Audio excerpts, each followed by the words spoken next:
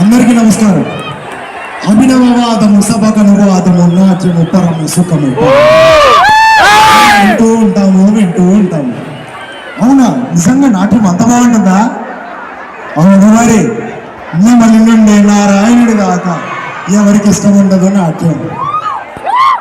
ఇలాంటి నాట్యాన్ని మనం అప్పుడు చూస్తుంటామా? అవును, చూస్తూనే ఉంటాము. మరి ఇలాంటి నాట్యాన్ని ఎవరన్నా రాస్తేనా? అర్థం కాలేదా? నాట్య శాస్త్రం భరతుని చేత రచించబడినది, మన భారతీయుల చేత పాటించబడుతున్నది. ఎన్నో కళలకు, ఎన్నో నాట్యాలకు నాంది ఈ నాట్య సూత్రం. ఇది కళల కణజం, భారత సంస్కృత చిత్రపటం.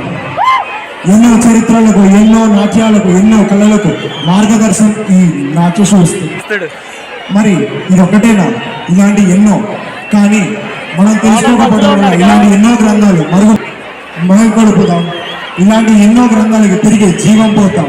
ఇదే మన సంస్కృతి, మన సాంప్రదాయం. జై హింద్.